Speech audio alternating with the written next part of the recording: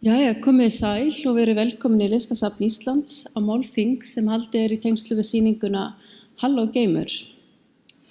Það ánægjulegt að geta haldið þetta málþing inn í þessum sal þar sem við erum umkringd listaverkunum. Framundan verður fjölbreytt og áhugaverð dagskrá þar sem fjallað verður geiminn í tengslum við listir.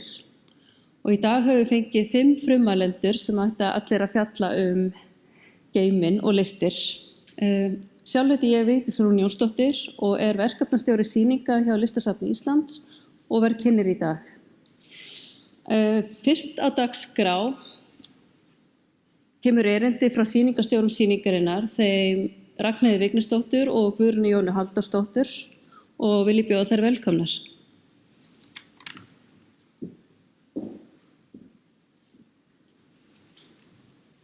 Takk fyrir, góðan daginn.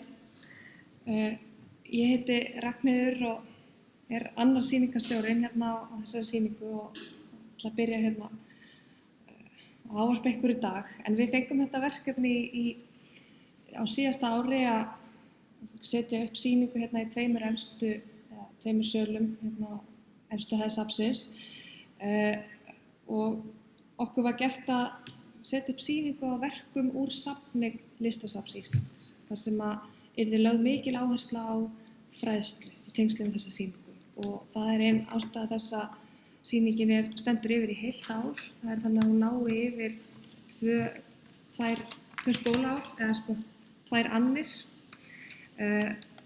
og við lögðum af stað í hugmyndavinnu að þessari sýningu og komumst svona frekar fljótt niður á þessa hugmynd að gera sýningu sem að tengist himingeimnum. Við vissum af nokkrum verkum sem okkur langaði til þess að sýna og ákváðum síðan að svona þétta sýninguna með bara stórri sýningu sem að tengdist himingeimnum.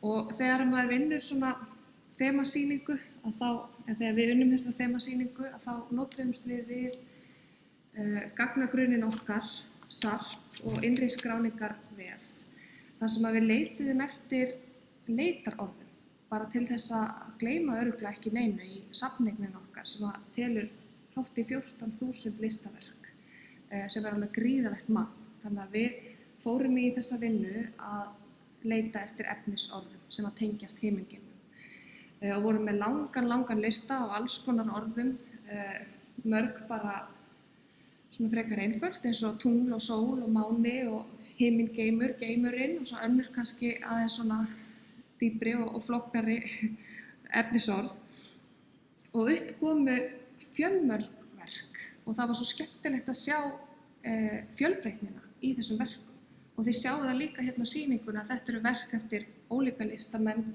frá ólíkum tímum sem eru unnin í ólíka miðla en öll tengjast þau himingeiminum á einn eða annan hátt og það svona gaman að geta varpa ljósi á það í þessari sýningu og eitt svona skemmtilegt dæmi til dæmis hérna á græna veggnum fyrir aftan okkur og þá sjáum við þjóðsagnamyndir og við vorum alls ekki með það í huga í upphafi þessarar vinnu að sýna hérna þjóðsagnamyndir á sýningunni Halló geimur en það kom upp í þessari vinnu þar sem við unnum með efnisorðin og settum inn orðið máni að þá komu bara hrúguðust inn hérna þjóðsagnamyndir og við hugsuðum með okkur já auðvitað áhrifamáttur himintunglana í þjóðsögunum svo mikið.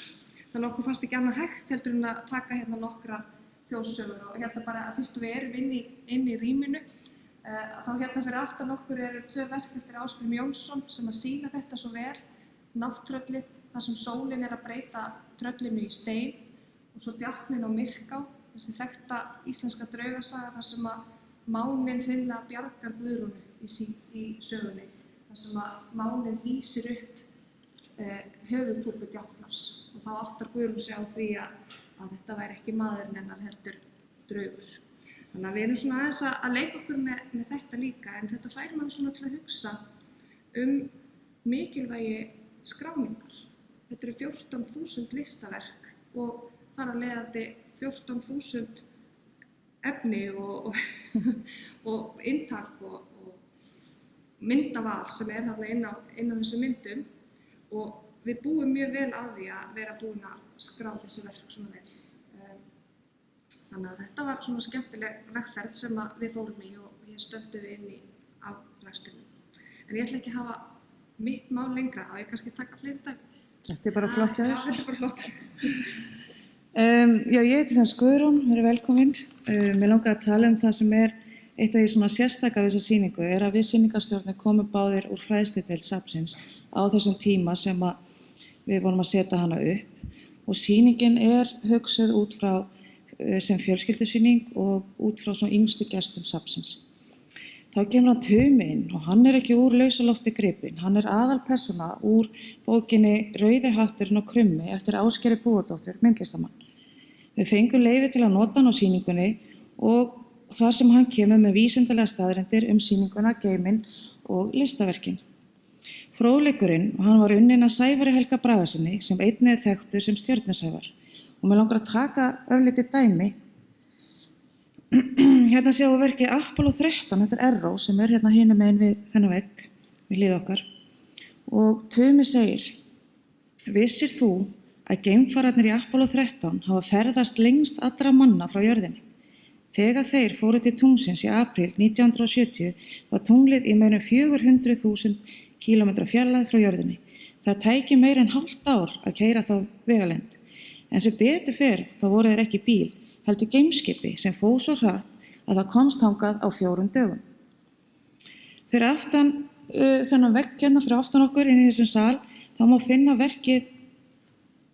Það kemur ekki verknir minn. Smá tæknileg, Fyrir aftan þennan vegg má sjá verkið Gervitungl eftir Eyborgu Guðmundsdóttur og þar segir Tumi til dæmis: Hinn 5. október 1957 vaknaði fólk við ótrúlega fréttir.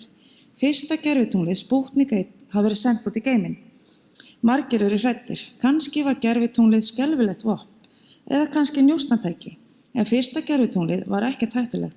Í því var bara útvarpssendir sem gaf frá sér píp þegar gervitunglið þaut í kringu jörðina. Fólk gat heyrt pípið í útvarpstækjum sínum. Og þriðja dæmið hérna við hliðina á okkur sem ég langar að bara koma að lokum og það verkið Máninn þreytist eftir Margréti Elíasdóttur. Skyldi máninn þreytast á sífelldum hringferðum sínum jörðina?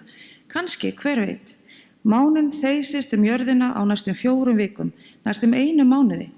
Í framtíðinni breytist það. Máninn fjarlægist jörðina og verður því lengur að ferðast í kringum okkur. Hvað ættum við þá að kalla mánuð?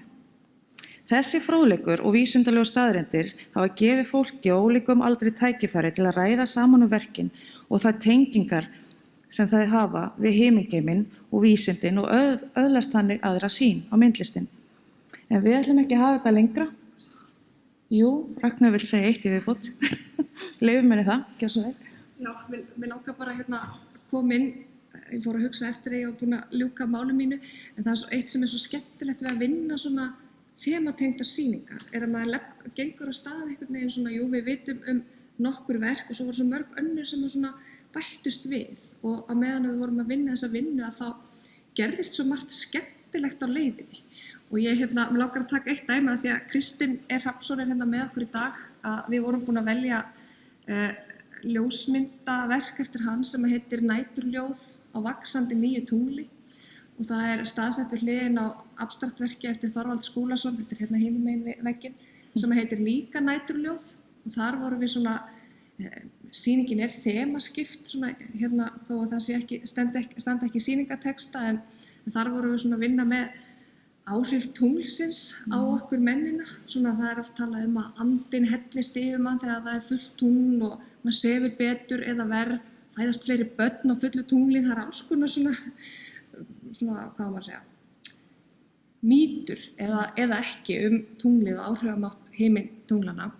En þegar við vorum að vinna í þessu þema, þá vorum við búnar að velja einn annað verk eftir Hrein Friðfinnsson sem heitir Attending og hérna beint á móti okkur og það verk var valið inn í þemað himin og jörð en svo þegar sýningin var komin upp og við vorum svona að byrja að vinna hana inn í rýmið að það var svo skemmtilegt að hér inni 2 verk sem að bæði 2 ljósmyndir, annað eftir Hrein Friðfinnsson og hitt eftir Kristinn Hrafnsson og þar í verki Kristins ljósmynd af Hreini Friðfinnssyni sem var í rauninni algjör tilviljun þegar að svona upp var staðið. Og bara aðeins að koma þessu inn svona hérna áður en að við ljúkum mál okkar.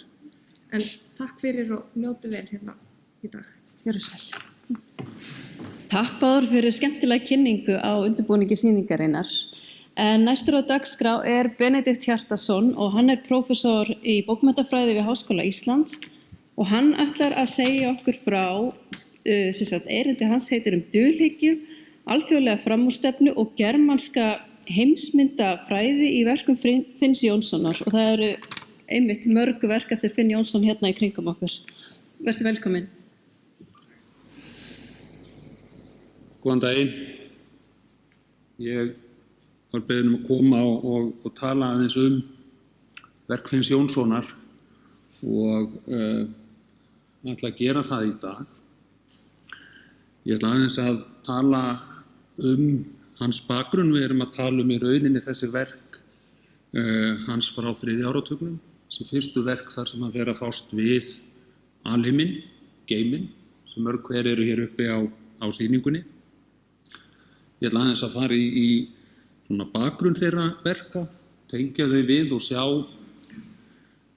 aðeins að reyna að varpa ljósi á úr hverju þau spretta, fara eins í hans bakgrunn og setja hann í samhengi við svona alþjóðlega framúrstefnu í myndlist á 3. áratugnum og ekki síst námans í Þýskalandi.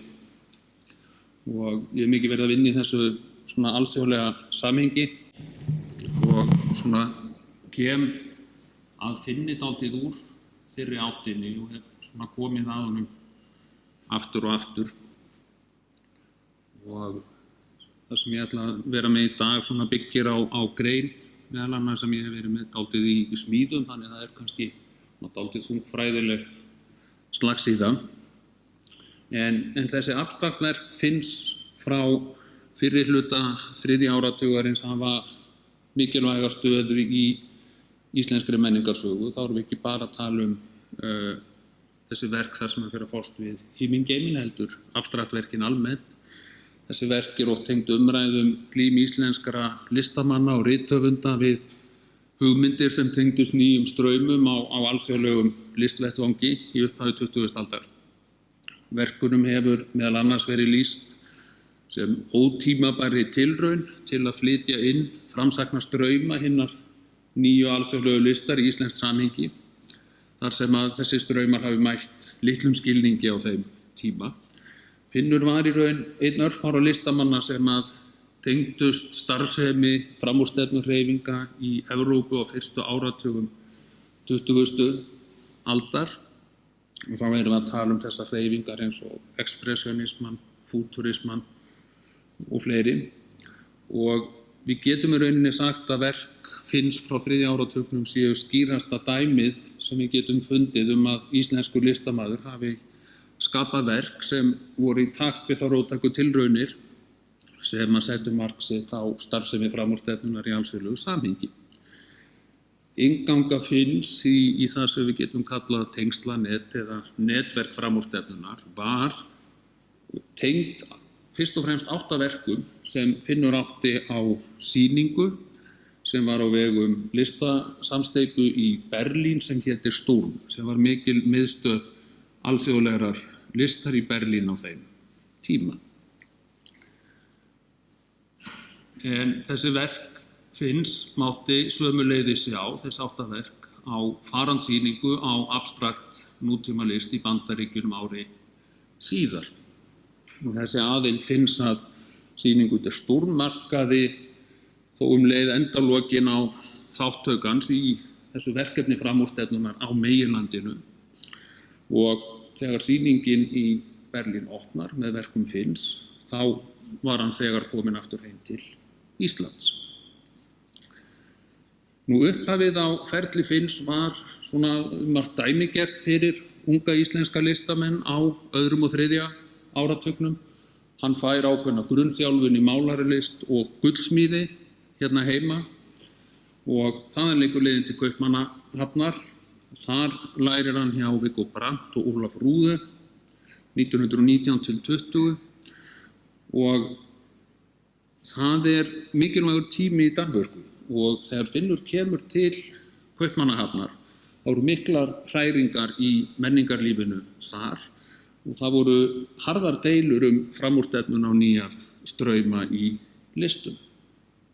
En það sem sagt í Kaupmannahöfn eins og oft vildi verða sem að Finnur kynnist nýjum straumum og þar kynnist hann þessum verkum framúrstefnuhreyfing í Evrópu og það síðan í framhaldi af því sem hann fer til Berlínar 1921. Þar lærir hann tíma hjá listamanni sem heit Karl Hofer.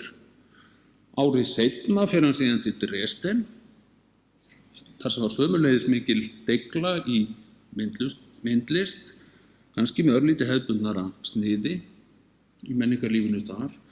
En þar hann í stuttan tíma við listakademíuna og síðan skráir hann sig í nám við lítinn einkaskóla sem að hétir Weg Neue Schule für Kunst. Þessum skóla var stýrt af listamanni sem hét Edmund Kesting.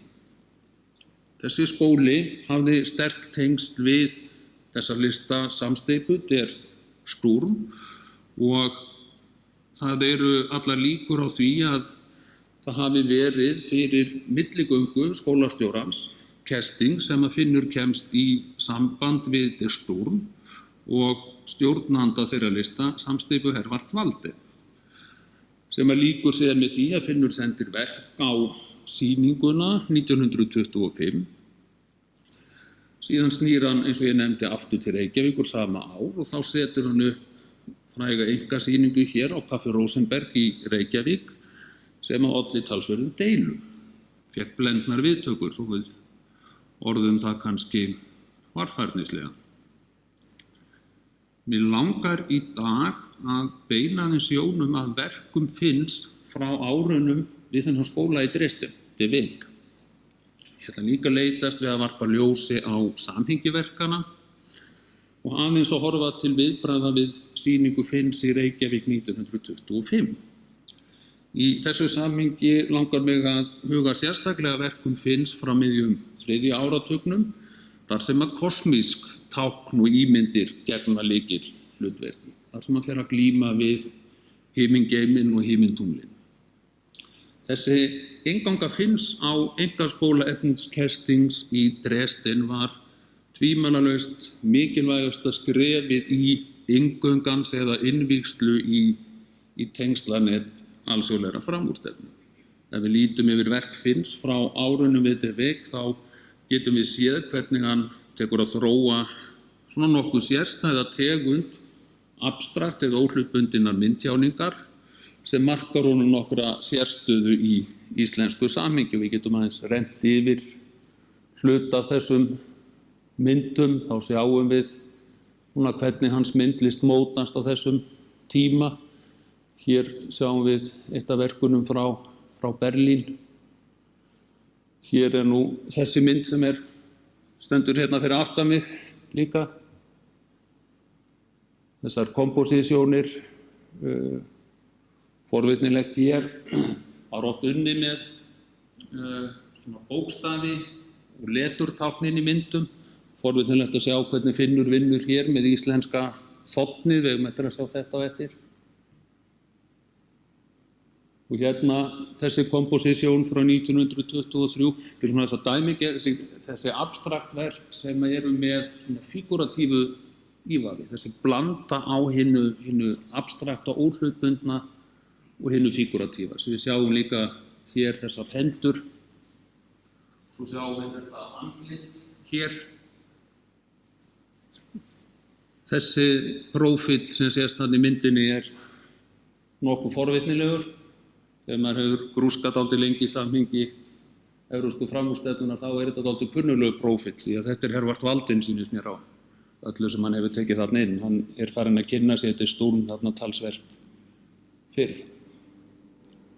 Það svona ákveðnir andlitsdrættir þarna allavega sem sýnast benda til þess. Hér erum við komin 24, fleiri komposísjónir, svona rétt til að renna yfir 25. Svo komum við þarna í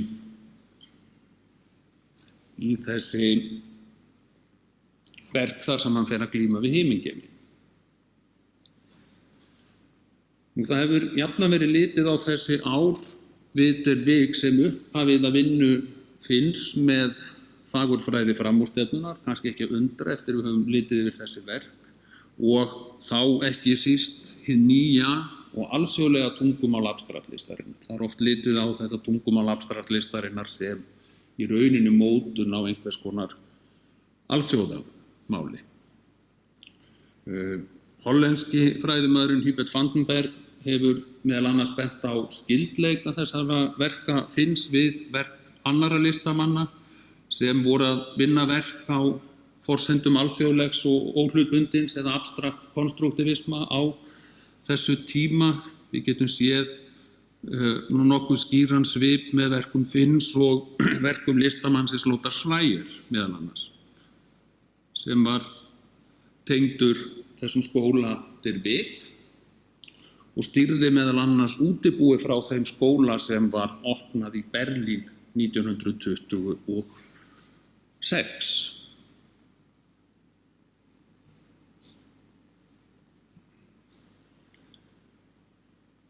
Við getum líka dregið fram skyldleikan við verk konstruktívískra listamanna eins og Páls Jóstens eða Lajos Kassak, ungverska listamannsins frá þessu tímabili. Það sjáum við svolítið þennan skyldleika bara í þessu myndheimi. Þetta er ákveðin form og ákveðin stíl sem að Finnur gengur inn í.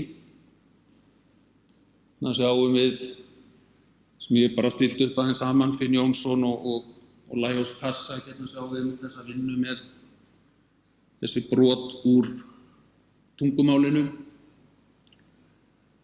Síðan gætum við í rauninni líka bent á tengsl við verk Edmunds Kesting sjálfs, sem stýrði skólanum í Dresden, eða við verk listamann eins og Hans Hafenrichter sem var fyrrverandi nemandi Schreier.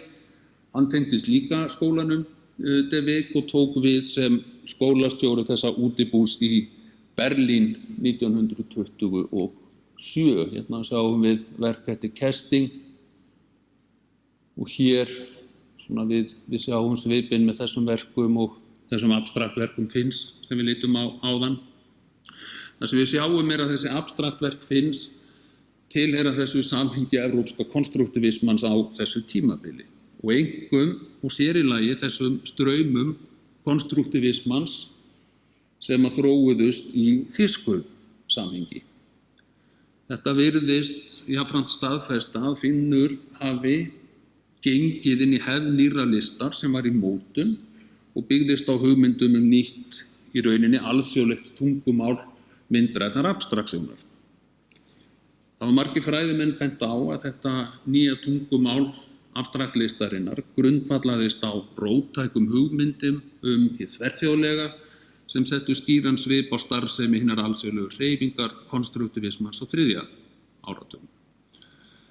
Þannig virðast verk Finns vera dæmigerðar afurðir þessa nýja alþjóðlega tungumáls abstraktsins sem að tékkneski framúrstefnumaðurinn Karel Teike lýsti einhvers staðar sem alþjóðlegum hieroglýfum, mjög forvitnileg lýsing.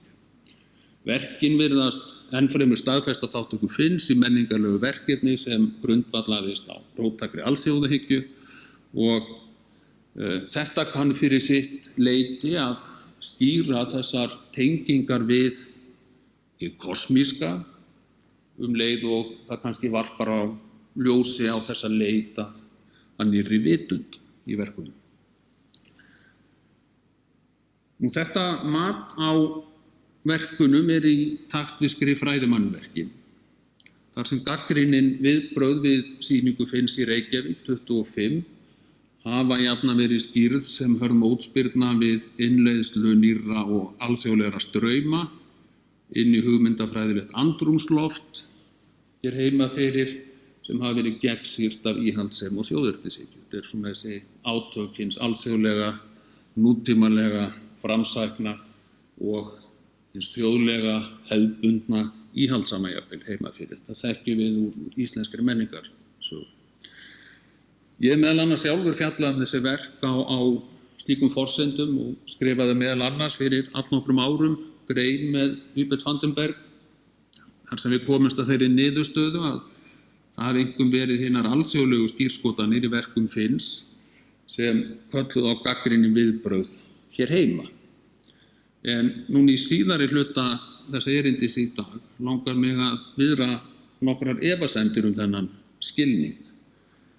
Ég hef svona í mínu rannsóknum á framúrstefnunni þar sem ég hef komið að verkum Finns á síðustu árum fylgst æ sterkari efasemdum að túlkanir sem beinast á hugmyndum róttæk alþjóðahyggju og alþjóðlegt tungumál séu jafn sjálfgefnar og okkur kann að sýnast. Þetta á ekki síst við verkin frá 3. áratugnum sem ég vil sérstaklega beina sjónum að í dag, þar sem þessi kosmísku tákn og minni verða áberandi hjá Finni. Lykilspurningin sem ég langar að varpa fram þessi: var hið nýja tungumál óhlutbundinnar myndtjáningar sem við sjáum koma fram í verkum Finns, hvernig var það kóðað? Hver er merkingin, hver er hugmyndalegur bakgrunnur þessara forma? Af þessu sprettur síðan röð af öðrum spurningum: hvaða orðræður og hvaða hugmyndafræði brýst fram í verkunum? Er hugsanlegt að túlkun á verkunum sem horfir til alþjóðahyggju feli jafnvel í sér einhvers konar sjónarhorn sem er skakkt? Getur það verið að í táknheimi þessa nýja alþjóðamáls abstraktlistarinnar séum við einnig að glíma við tungumál sem er hlaðið af þjóðernislegum hugmyndum, grundvallast á þjóðernishugmyndum. Nú áður en ég held lengri í dag er best að ég taki fram að ég mun ekki gefa nein svör við þessum spurningum í dag. Ég er einfaldlega ekki komin með þau. Það sem ég langar að gera er að viðrákana grunnsendir, nefna nokkrar af svona þeim vísbendingum sem ég hef rekið á, sem að benda til þess að verk Finns eigi sér bakgrunn í þjóðernishugmyndum sem voru í umferð á þýsku menningarvettvangi þarna á fyrstu 2 áratugum aldarinnar og fram á miðjan 3. áratuginn þegar hann er við nám í Dresden og Berlín, þegar hann dvelur þar. Eftir því sem þessar grunnsemdir hafa vaxið hef ég ofta snúið mér aftur að einni af greinunum sem voru skrifaðar sýningu Finns á Café Rosenberg 1925. Eitt af því sem vekur athygli í þessum umræðum sýninguna hérna heima er að í rauninni sjónarhorn allra þeirra sem skrifa sýninguna er á einn eða annan hátt mótað af hugmyndum þjóðerni. Við getum sagt að orðræða íslenskrar þjóðernishyggju hafi í raun og veru gegnsýrt allar deilur sýninguna. Þetta þarf í sjálfum sér ekkert á að koma óvart. Ef við horfum til þess að sýningin er þarna 25 verum skömmu eftir fullveldið. En það sem vekur sérstaklega athygli er að það er einn dómur sýninguna sem sker sig að nokkru leyti úr. Og það er dómur sem að tónskáldi Emil Thoroddsen skrifar. Og hann skrifar, hér kemur örlítið lengri tilvitnun: er ekki megnið af íslenskri list slæm eftirlíking á slæmum dönskum málurum og þeim sjálfum lítt frumlegum og listin þannig komin til Íslands í margnótuðum eintökum. Ég trúi því að þeir sem hafa sogið undanrennu pela Kaupinhafnar listaklíku þeirrar lifir á gatslittum formalisma og misskildum frönskum slagorðum, kunni því illa að germanskur smekkur birtist í sömu myndum Finns Jónssonar. Ég hef löngum hneigst til að líta á orði Emil sem kannski nokkuð forvitnilega tilraun til að lesa þjóðernishugmyndir inn í þennan alþjóðlega táknheim og myndheim sem blasir við í verkum Finns. En þarna kannski vert að hafa í huga að Emil var jú einmitt samnemandi Finns við þennan listaskóla der Weg í Dresden. Og í rauninni margt sem að bendir til þess að það hafi einmitt verið fyrir milligöngu og tilstilli Emils sem að Finnur ákveður að fara á þennan tiltekna skóla. Hér vaknar með öðrum orðum svo spurning hvort lýsing Emils á hinum germanska smekk sem hann kallar í myndum Finns sé jafn langsótt og virðist í fyrstu, eða hvort þessi lýsing hafi jafnvel verið sprottin úr hugmyndafræðilegum jarðvegi þessa skóla til Vík og þar með jafnvel verið í takt við skilning Finns á eigin verkum á þessum tíma. Við höfum því miður enga útgefna texta eftir Finn sem að varpa ljósi á þessa spurningu, en við getum fundið ákveðna vísbendingar í þá átt að þetta kunni vera raunin. Í fyrsta lagi getum við spurt, var það hrein hending sem réði því að 2 ungir listamenn frá Íslandi voru innritaðir í nám við skóla Kestings 1922 og raunar voru þeir ekki bara 2, því þetta sama ár bættist líka Tryggvi Magnússon í hópinn. Ein skýringin kann auðvitað vera svo að Dervek var ekki hefðbundinn akademískur skóli sem þýddi að nemendur þurftu ekki að hafa lokið formlegu listnámi eða hafa slíkan bakgrunn til að innritast.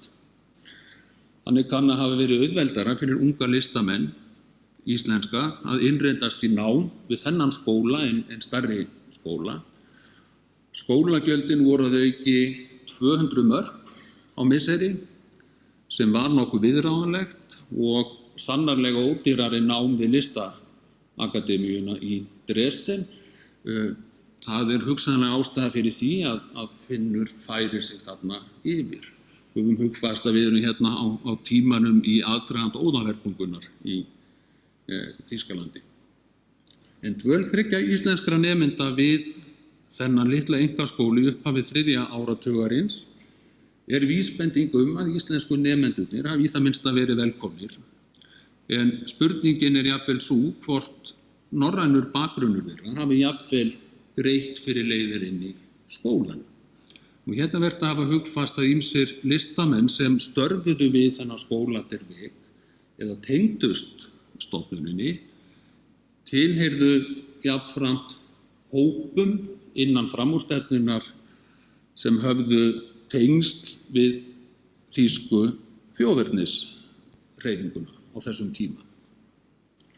Þetta var ekki síst við Lothar Schreier sem ég nefndi áðan, sem var ekki bara tengdur hópum róttækra þjóðernissinna, heldur hafði jafnframt brennandi áhuga á fornnorrænni goðsagnahefð. Árið 1920 gaf Schreier meðal annars út þýska þýðingu á skírnismálum og leikgerð upp úr skírnismálum og þetta birtist í tímaritinu Der Sturm. Það að segja þessi texti þar sem hann notar skírnismál, þetta kvæði sem grunn að eigin leikriti. Ég get sýnt bara myndina á því eftir þegar þetta kemur.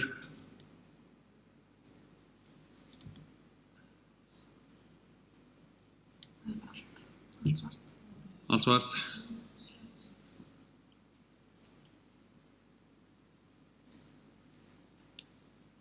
Það kannski kemur ekki svo mikið að sök.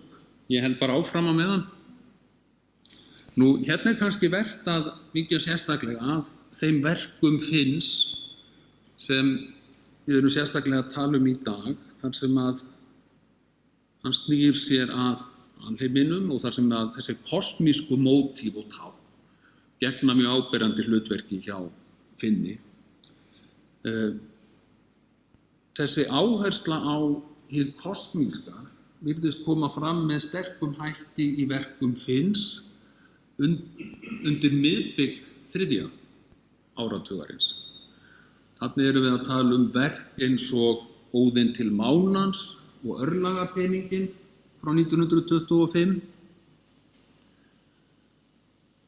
Í raun getum við greint einhvers konar, við getum kallað það kosmísk hvörf í listsköpun Finns í kringu 1924. Það svona nokkuð skýrt hvenær hann snýr sér að verkum af þessu tagi. Það í kringum 24 að við sjáum með mjög áberandi hætti þessar vísanir til dulhyggju heimsmyndafræði og sömuleiðis alkemíu, gullgerðarlistar verða miðlægar í myndsköpun Finns. Það er athyglisvert að þessi hvörf eiga sér einmitt stað það leyti sem að Lothar Schreier heldur í fyrsta sinn fyrirlestur við þennan skóla De Weg í Dresden. Það er 1924. Hvað fjallaði Schreier í sínum fyrirlestri, fyrsta sem hann heldur við De Weg. Þeir urðu mun fleiri, hann var mjög innviklaður í skólan, tók yfir stjórn á útibúinu í Berlín seinna eins og ég nefndi. Þessi fyrirlestur Schreiers 1924, hann var helgaður verkum dulsbyggingsins Jakobs Böhme, sem á þessum tíma var litið á sem holdgervingu sérstakrar germanskrar hefðar dulhyggju í hópi þýskra þjóðernissinna. Og þetta gríðarlegur áhugi á Böhme og viðtökusaga í gegnum þýsku rómantíkina og náttúruspekina sem liggur hér inn áfram. En í þessu samhengi fær Böhme meðal annars tignarheiti eins og fursti heimspekinganna og Philosophicus Teutonicus. Það er að segja hinn Philosophicus Teutonicus eða hinn germanski heimspekingur. Schreier fjallaði verk Böhmes í röð af ritsmíðum sem kom út þarna á árunum 1924 og 1925, þar sem hann lítur á þau sem lykilverk hinnar þýsku dulhyggju, hinnar þýsku mystíkur.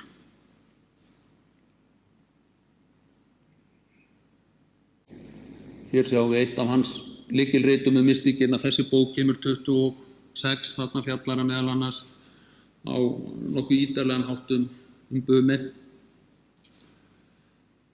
Ég held að það sé ekki ósennilegt að fyrirlestur Schreiers dulhyggju Böhmes, germanska dulhyggju og heimsmyndafræði við De Weg 1924 og áhugi Schreiers á germanskri dulhyggju og norrænni goðafræði, það er ekki ósennilegt að þessar hugmyndir hafi fangað athygli íslenskra stúdentsins Finns Jónssonar og átt sinn þátt í þessum kosmísku hvörfum. Þessi áhugi Schreiers á hinu norræna og germanska var ekki einangrað tilvik. Við sjáum að vísanir í norrænar goðsagnir og menningu má finna víðar í samhengi framúrstefnunnar í Þýskaland á þessum tíma. Við getum meðal annars bent á útgáfu á þýskri þýðing á Völundarkviðu sem var gefin út af Bauhaus forlaginu 1923, þetta forlag sem tengist Bauhaus skólanum, útgáfa sem hafði að geyma myndskreytingar eftir Gerhard Marx. Gerhard Marx var meðal annars samstarfsmaður Hans Affenrichters sem við sáum áðan og tengdist De Weg.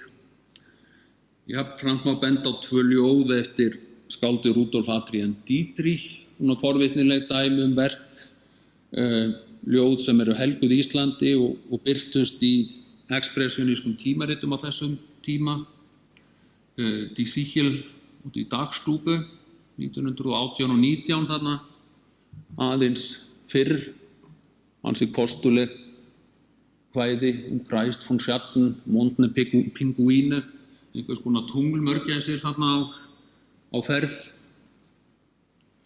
Það er náttúrulega út af fyrir sig einhvers konar kosmísk fyrirbæri, sennilega.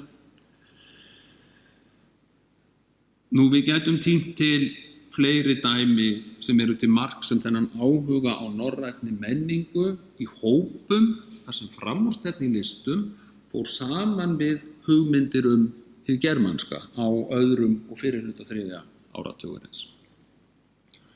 Í rauninni getum við þarna á öðrum og fyrrihluta 3. áratugarins greint skýr ummerki einhvers konar hugmyndafræði sem við getum kennt við norrænan primitivisma sem að svona býður frekari greiningar. Þetta hefur mjög lítið verið skoðað.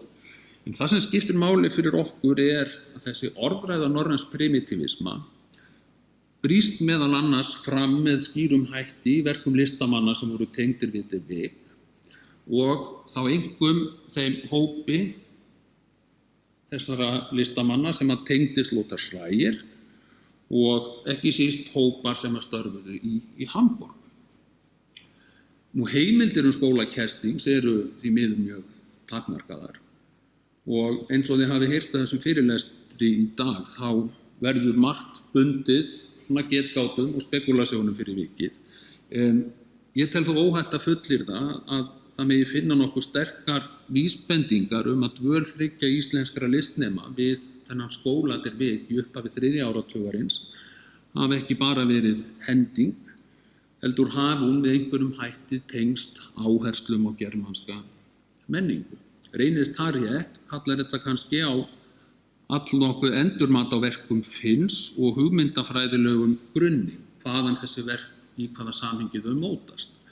Og þetta kallar á kannski ákveðið endurmat á hugmyndum okkar þetta alheims tungumál abstrakt konstruktivismans sem ég búin að nefna. Að þetta alþjóða tungumál kunni hafa verið mun margbrotnari en við teljum. Nú frekari vísbendingar þjóðernislegar skírskotanir í þessum verkum má finna úr nokkuð óvæntri átt, þar að segja í sýningarskrá eftir Katrínu Dreyer. Fyrir sýninguna Modern Art, það sýning sem var skipulögð af Société Anonyme 1926. Sýningin var fyrst sett upp á Brooklyn Museum, síðan í Anderson Galleries í New York, Art Gallery í Buffalo og síðan í Art Gallery of Toronto, hún fer víðum. En á þessari sýningu sem var yfirlitssýning þessa nýju strauma framúrstefnulistar og abstraktlistar í alþjóðlegu samhengi og þessari sýningu mátti sjá 2 verk eftir Finn sem að Dreyer hafi keypt í Þýskalandi, annars vegar Marglitur heimur og hins vegar Kona við spilaborð. Hérna sjáum við Marglitur heimur. Því miður ég bara með þennan marglita heim í svarthvítu sem kannski dálítið írónist. En þetta verk eftir því sem ég best veit glatað og ekki varðveitt nema í svarthvítri ljósmynd. Hérna sjáum við Konu við spilaborð. Þetta þessi 2 verk á sýningu Dreyer. Í texta Dreyer í sýningarskránni má finna nokkuð forvitnilega lýsingu á verkum Finns. Þar skrifar hún: Jafnvel Ísland gat ekki komist undan áhrifum þessara kosmísku afla sem nú láta til sín taka. Og hér rekumst við á merkan listamann Finn Jónsson sem útfærir hina nýju list á forsendum þjóðernishyggju. Þessi fullyrðing kemur kannski nokkuð á óvart í riti sem gefið út í Bandaríkjunum 1926 og ætlað að fylgja á hlaði yfirlitssýningu á nýjum straumum í alþjóðlegu myndlistarsamhengi. Bakgrunnur hjá Dreyer, hún var mikið, kemur svolítið úr átt guðspekinnar með áhersla á hið alþjóðlega í slíku samhengi. En eitt af því sem vekur athygli hér þessi vísun hjá Schleyer til þess hvernig Finnur útfæri hina nýju list á forsendu þjóðernishyggju eins og hún talar það. Verk Finns eru í rauninni einu verkin sem fjallað í þessari sýningarskrá sem eru tengd þjóðernishyggju fyrir utan verk eftir Ivo Pannacci. Nú það enn fremur erfitt að sjá ef við lítum yfir verk í hverju þessar þjóðernislegu skírskotanir kunna vera fólgnar. Við horfum bara á þessi verk sem Dreyer talar Hvar hið þjóðernislega?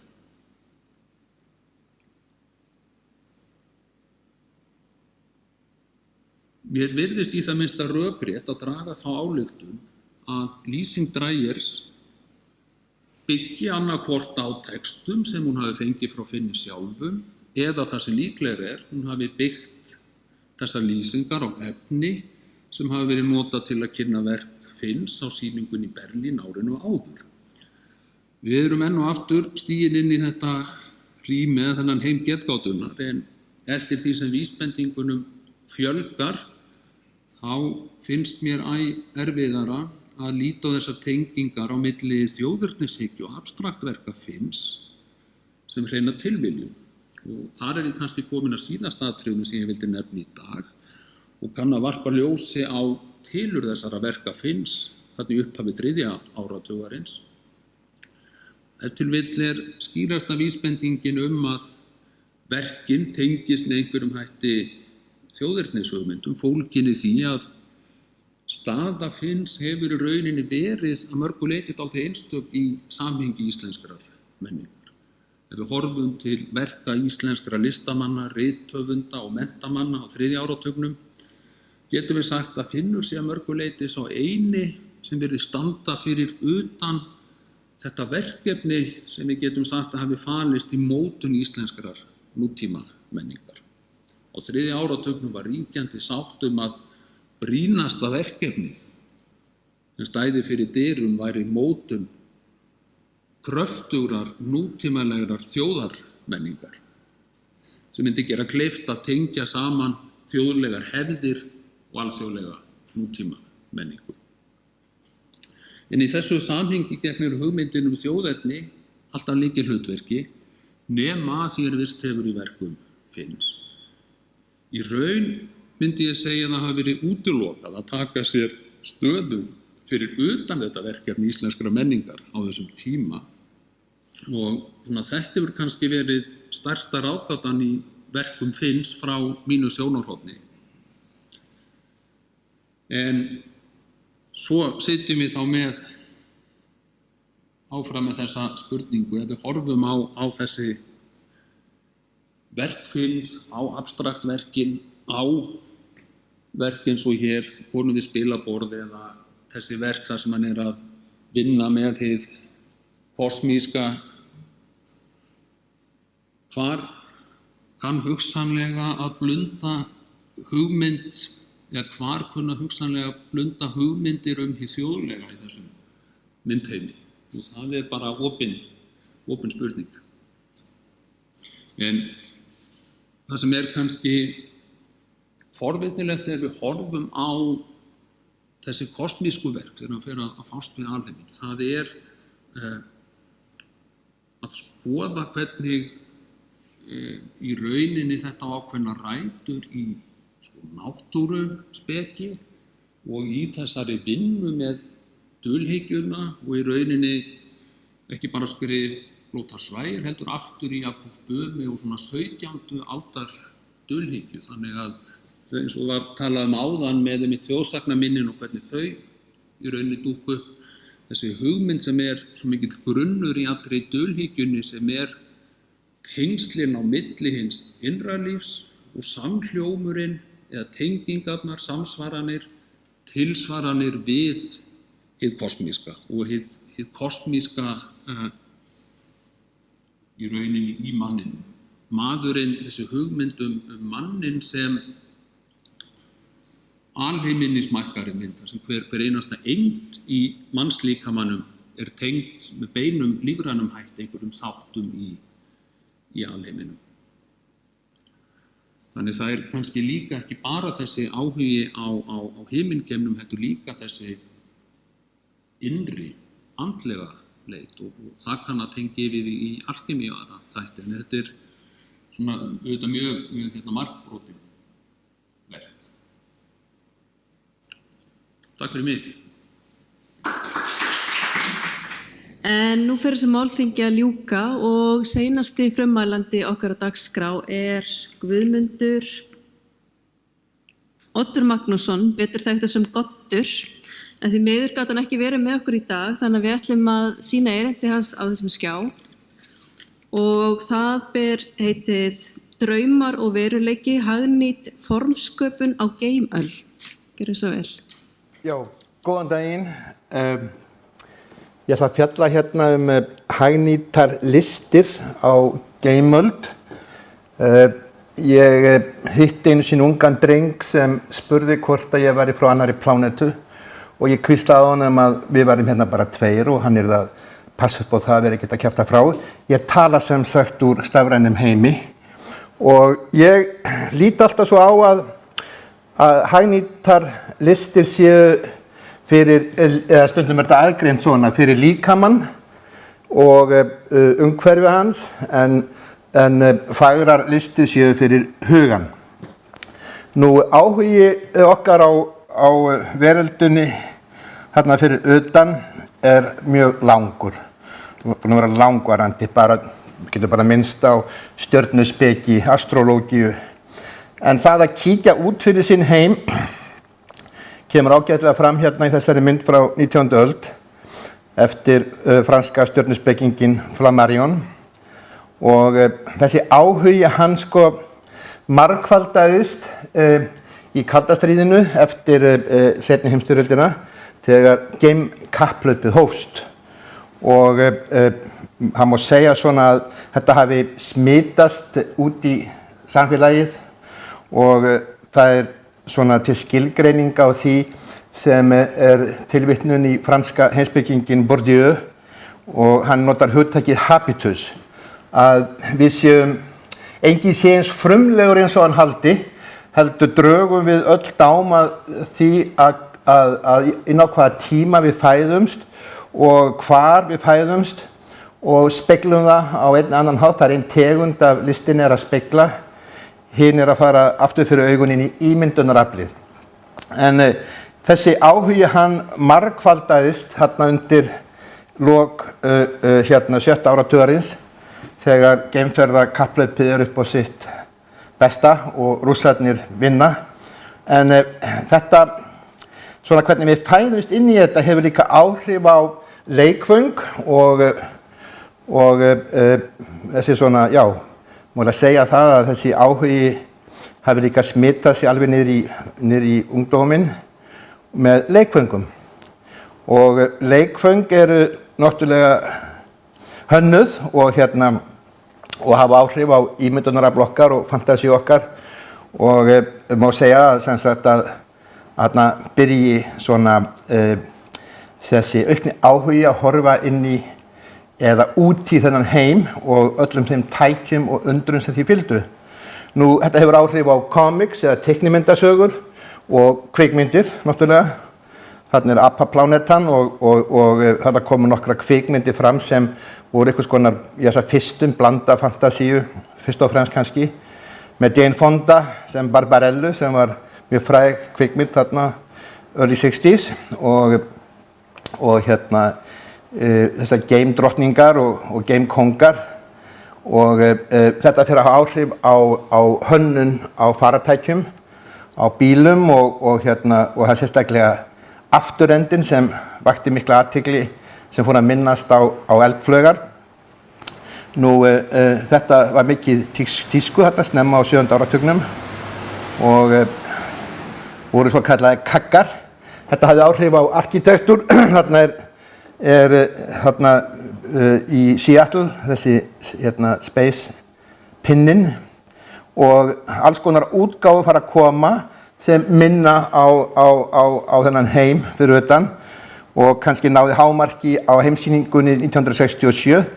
Þetta sýningaskáli, þetta skal ég segja ykkur sýningaskáli frá Expo og þetta fyrir áhrif á grafíkina og form fara að sjá sem voru ekki í daglegt brauð á þessum tíma. Nú, þetta fer inn í eiginlega allt. Hérna eru plötuumslög. Músíkin fór að bæði hljómar, önnörðlið og ójarneskir hljóðgjafar og letur fór að draga dáma þessum tíma. Typografían, leturhönnunin, svona sem náði, við sjáum bara dæmi hérna á David Bowie Space Oddity, þessi notkun á þessu letri.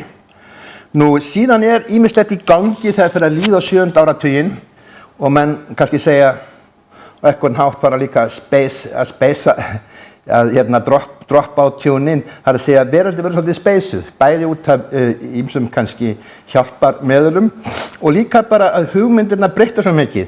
Á þessum tíma mjög vinsæll katalógur sem hét Whole Earth katalógur sem var eiginlega sama safn af klippimyndum, ljósritum klippimyndum af svona ýmsum sem var að gerast á þessum tíma.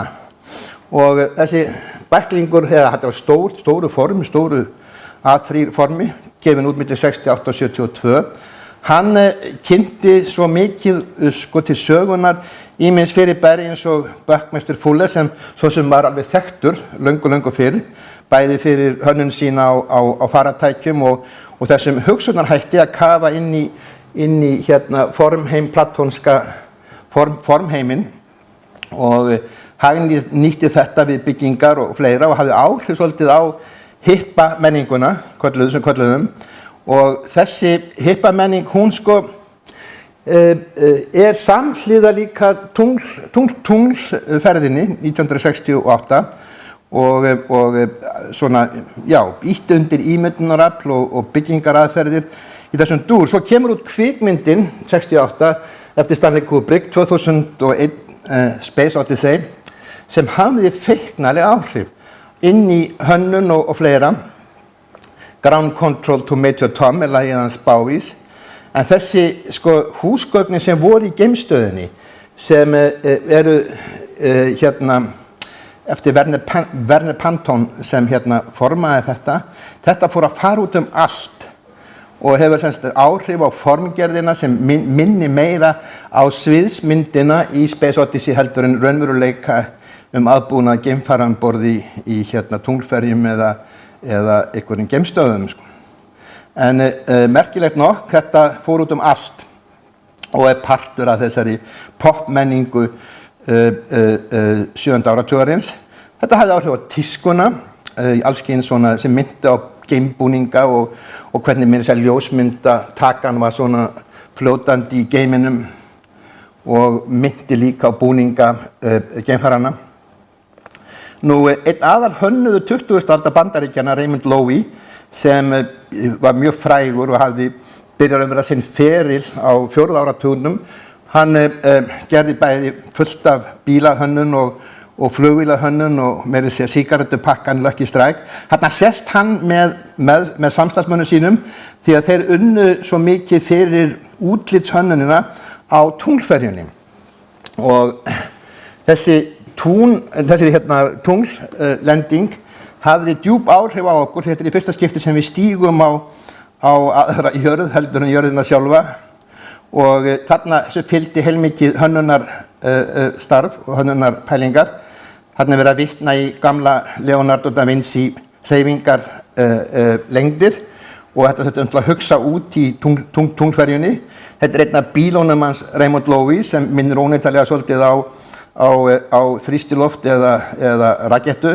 Hann gerði Super Constellation flugvélina en hann gerði svo eiginlega bara heilmikið fyrir NASA og ekki bara það, hann gerði líka Boeing þotur og forseta þotan meira minna leiti innréttuð af honum. Þessi sjóndeildarhringur, að sjá jörðina, þetta alveg negling fyrir mannsandan og þá sem trúðu því að jörðin væri flöt og þessi fótspor sem marka svolítið tímamót því að fótspor kannski elsta grafík mannsins á tunglinu, þetta komin aðra plánetu. Ykkur merkilegasta innlegg íslenskrar hugsunar inn í þetta framlag Einars Þorsteins Ásgeirssonar. Einar hefur svolítið sérstakann feril því að hann var alltaf fenginn til þess að redda því sem aðrir gátu ekki gert. Og bæði gerði náttúrulega Ólafur Elíasson notaði mjög mikið og arkitektinn Fray Otto sem hjálpaði honum mikið til við að reisa Ólympíuþorpið í München. Og svo vinnur hann í gegnum fyrirtæki hjá Guillermo Trotti að hönnun vinna fyrir NASA og hann náttúrulega eina var mjög smitaður af Buckminster Fuller. Og svo sem má ekki gleyma því að Buckminster Fuller er ekki höfundur af formgerðinni, heldur þetta æfa fornar pælingar. að líta á stærðfræði í myndrænu formi. Einar mikill hugsuður og talinn hinn brjálaði listamaður, the mad artist, og átti svo sem fungeraði illa í einhverju meðalmennsku og náði mjög langt í þessari hugsunarhætti. Þetta úr vinnustofunni hans heima hjá honum í Berlín. Ég heimsótti hann og við Pétur Ármannsson settum upp sýningu með hann á sínu tíma í Hafnarborg. Og þetta sem sagt úr hans heimaherbergi hérna svo vinnustofan frá hjá Ólafi Elíassyni og Einar hann vinnur sem sagt og hann bæði staðfesti þetta sjálfur að vinna við að gera munstrinn á hjólinu á tungljeppanu, Lunar Rover Vehicle, LRVAF. Og með öðrum orðum að munstrið sem sagt hugmynd komið frá þessum Íslendingi, Einari Þorsteini Ásgeirssyni og eiginlega stórmerkilegt vegna þess að þó að við höfum fengið fótsporin hjá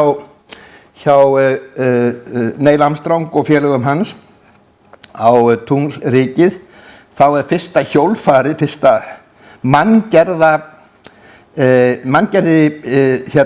hluturinn eftir Einar Þorstein. Og þetta munstur að það situr þarna ennþá og eiginlega stórmerkilegt spor og því að ég get vitnað í Alfred Flóka sem var náttúrulega líka hippakynslóðin eins og Einar að þessi bustakliptu Texas djöflar sem skildi eftir sig saur í plastpoka á heilögu andliti mánagyðjunnar, þá þetta svona ívið viðkunnarlegra að munstur Einar Þorsteins sitji þarna þá eftir. Takk fyrir mig.